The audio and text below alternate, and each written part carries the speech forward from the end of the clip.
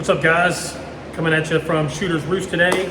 Got some strobe light action going on back there. Got a bulb going out, so forgive the flashlight area going on. It'll probably be a little bit more challenging to shoot through. So I wanted to bring a gun to you today. It was my first firearm that I ever purchased. Man, back from, it's probably been, I've had it probably for about 25 years.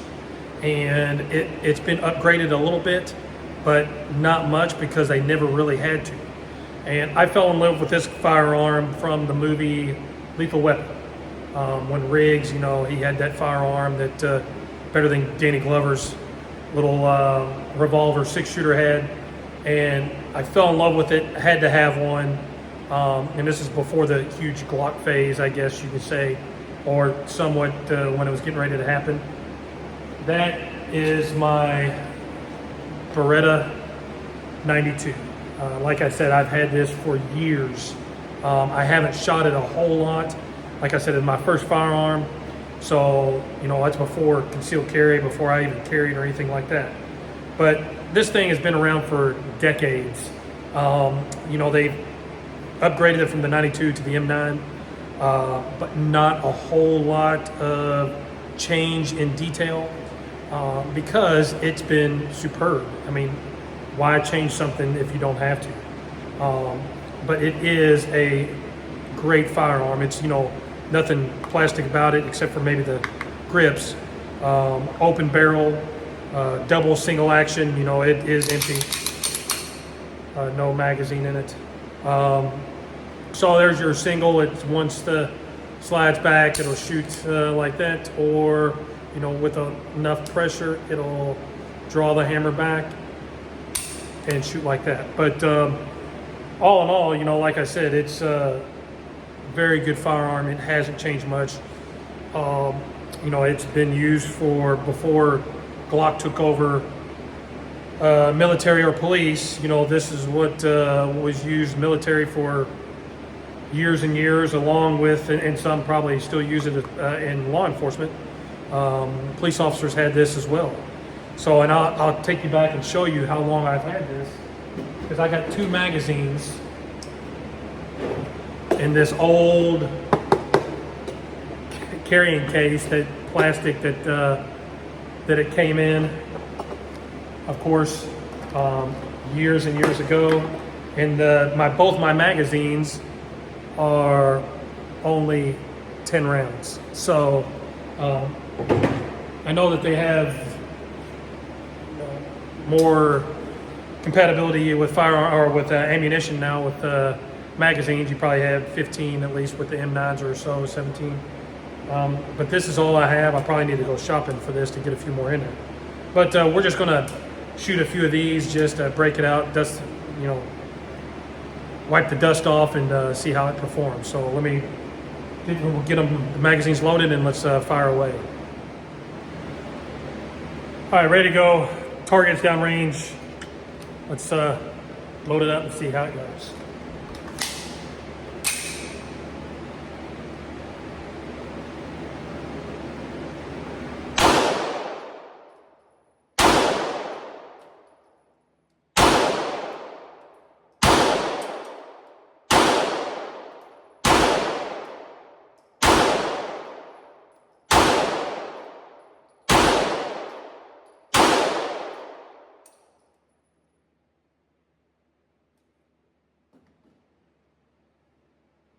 Didn't lock back in unfired position, but it is empty. For some reason, that magazine didn't come back. But we'll try the other one sitting here and see if it does with that one.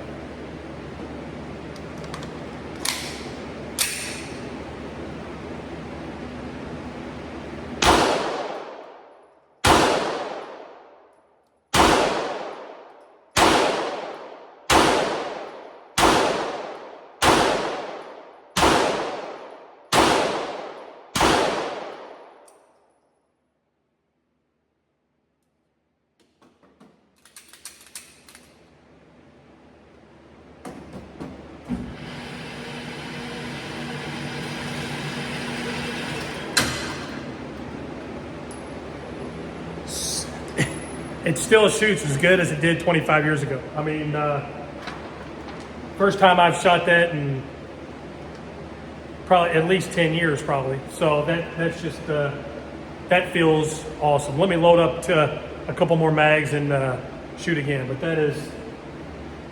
that's fantastic. All right, target's back out. I made a little square with masking tape just for a portion where to shoot at. The slide not locking back, probably because I've had this so long. The spring in the magazine might be weak. I don't know. I mean, like I said, it's 25 years old. It's just been sitting in the safe for that long. So who knows? But it looks like it's got that indentation right there, like the California custom magazines where it's got that dent where it won't let it come down past that point. I've had magazines, because I don't live in California, I've had magazines like that and just drill that little indentation portion out and come right on down. So I don't know, I'll have to check these out and see, but I'm gonna shoot for that square and see how many I can focus to make sure I get in there.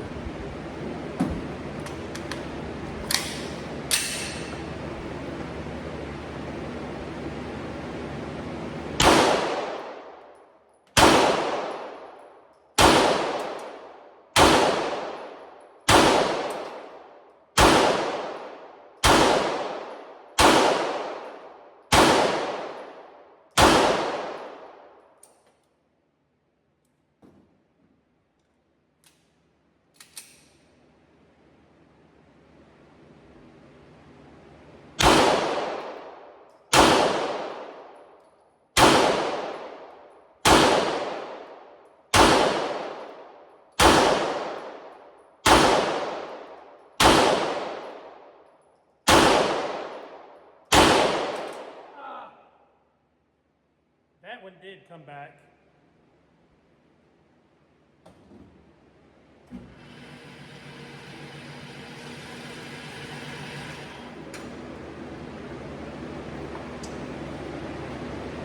That last round that actually did slide and stop back was my worst one that I hit way down there in the bottom.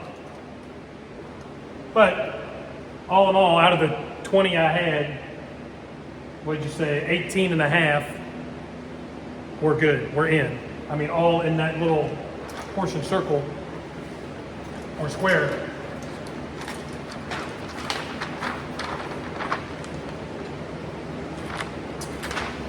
With a 25-year-old gun that I haven't shot probably in over 10 years. So the Beretta 92, it has upgrades, which is called the M9A4.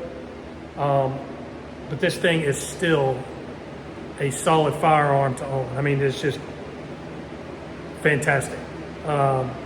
We'll talk about it more later, but awesome firearm. Beretta. Awesome. What's up, guys? Just a little after range talk about the firearm I took today and shot that I haven't shot in a long time. And that is my Beretta 92 FS. Now, of course, it's empty for all the haters out there. This gun really is iconic. It is one that is monumental, I believe. It's going down kind of like the 1911, the Glock 1719. Then you have something like this. It's been around for a long time. Like I said, this is my first firearm that I purchased about 25 years ago. I was early 20s. Maybe I should say later. Wait. And it just always has been superb. It's heavy, of course, steel all the way through. But, a lot of the, polymer frame firearms now are, upgrading and doing their all steel firearms, and they're selling like hotcakes. Well, this one's always been metal and probably always will be. Now, of course, they've upgraded this. This is the 92. They have the M9A4, which is updated optic mount, threaded barrel, which is probably next on my list. But you know, it's expensive as well. It's up in the $1,000 range. But yeah, this is just kind of like your Glock maybe 19. It's one that probably everybody should probably consider on collecting, putting in their safe, using, because it's been around for so long, and it still does fabulous things. I mean, just taking it out that day and shooting. I haven't shot it in God knows how long. I just wanted to take it out and shoot it because it was my first one. And, you know, you've seen it in the Lethal Weapon. Mel Gibson had it. I think even Tom Cruise used this in one of his Mission Impossible movies or something like that. But, I mean, that's how I first learned about it, is the Lethal Weapon movie. And I was like, oh, my God, I got to have that one. And so it was my first firearm. But it is phenomenal. It is a little heavy, but the recoil on it is hardly anything. It is very accurate. It feels great. I got the white sights front and rear. Of course, I got the California edition because it only has 10-round mags. I'm going to probably get a 15-round now that I saw and went through those. But it is a classic. It is a classic. You know, the only, other than being a little heavier than your normal firearm, the only con, I mean, the pros, I mean, it's got the, you know, your safety that's right here that, you know, you can feel. I mean, it is tight, which is fabulous. Double, single action, you know, I can pull the trigger and it still go off. You know, so it is superb. The only con is, you know, you have the open barrel slide here. So you shoot a while and that thing is going to get hot. So that is the only thing that I can think of that would put somebody as thinking, oh, I don't like that. But as far as the durability and accuracy, I mean, like I said, it goes down with those popular brands that are absolutely everywhere. You know, they made the compact version of this in the 380, the Cheetah. Some liked, some do not like. I've never shot it because I've only had this one. Of course, I would like to get the M9A4. They're expensive. But this is just the classic Beretta. I mean, it is a phenomenal firearm. And probably one everyone should have. So let me know what you think if you have one of these, if you shot it, if you have one, if you've collected, and your thoughts on it. You know, subscribe, please. Just put that way I get out there a little bit more. And let me know what you think about this firearm, because ultimately, like I said, this is my first, and probably one of my faves, because it goes down for me as, you know, very special because it was the first firearm I ever got. But, you know, 5-inch, not really that compact. You got your full size, all metal, but it truly is one to go out and look and shop for. Maybe not this one. Maybe, you know, go ahead and get the upgraded the M9 and spend a little bit more money.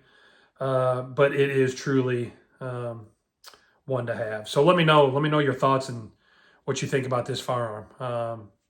It was superb. So let me know. Thanks a lot. Just want to thank Shooter's Roost again for letting me come out and review firearms at their facility. So thanks, Earl, and thanks at Shooter's Roost here in Shelbyville.